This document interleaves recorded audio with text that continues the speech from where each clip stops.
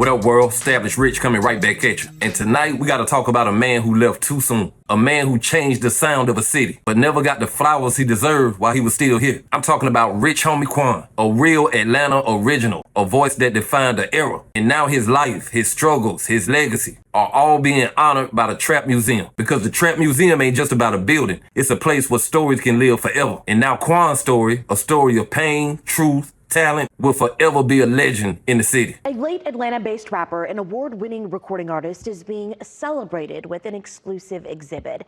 The TrapMusic Museum on Travis Street launched the Rich Homie Quan exhibit. It showcases the rapper's career milestones, chart-topping music, and lasting influence on Atlanta's hip-hop culture. Rich Homie Quan, whose real name was DeQuantis Lamar, died in September of last year. Saturday marked what would have been his 36th birthday.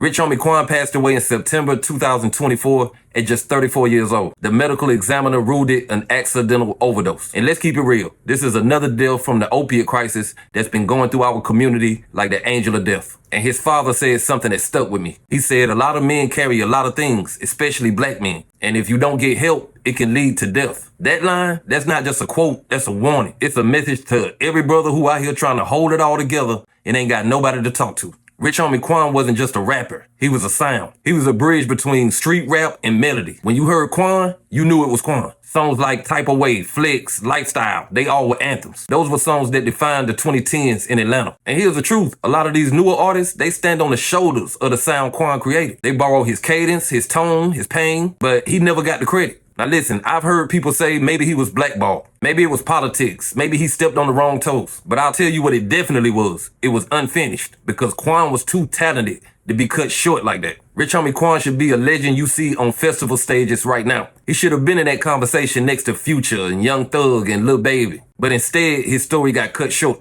And that's why this exhibit at the Trap Museum matters so much. His father said, "I'm sad it had to be this way, but I'm grateful that he's being acknowledged." That's a powerful sentence because sometimes our culture only celebrates you when you're gone. And that's something we gotta fix. Quan was out here trying to make a way, trying to fight his demons, trying to stay afloat. But like his father said, he was in a dark space. And that's what this opiate crisis does. It puts you in a dark space. It makes you think you can cope with everything alone. But you can't. None of us can. Everybody talks about the music industry and it's all glitz and glamour. But let's be honest, the game will break you if you let it. 1 minute you on top of the world, the next minute you trying to figure out where your friends went. 1 minute you got a hit record, the next minute you trying to figure out why the label stopped calling. That pressure, that loneliness, that weight, it kills people every year. And we call it something else. We call it accidental overdoses. We call it fentanyl. But sometimes it's really just unhealed pain. And that's why his father's words hit different. He didn't just talk about his son as an artist. He talked about him as a human being. He said Quan didn't make moves without him. They moved together.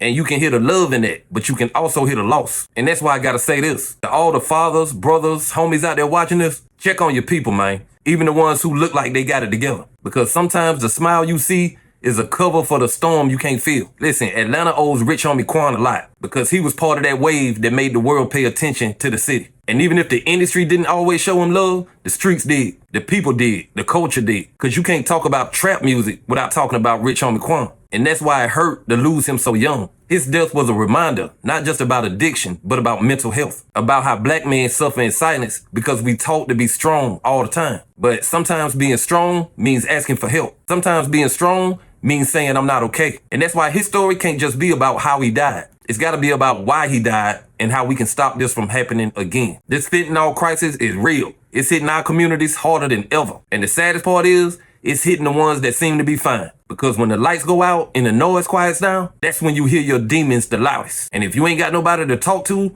you turn to whatever numbs the voices. For some people it's pills, for some people it's liquor, for some people it's running away. But it always ends the same, with somebody wishing they had said something sooner. So tonight we honor Rich Homie Quan, not just the artist, but the human, the father, the son, the brother, the friend. And if his story teaches us anything, it's that talent can't save you from pain if you don't deal with it. But love can, conversations can, compassion can. Rest in power to Rich Homie Quan. Your sound changed the game and your voice still lives in the city that you helped put on the map. And even though you gone, your spirit is gonna live forever through your music. Long live Rich Homie Quan. Like, comment, subscribe, establish Rich. I'll be back with another one. Peace.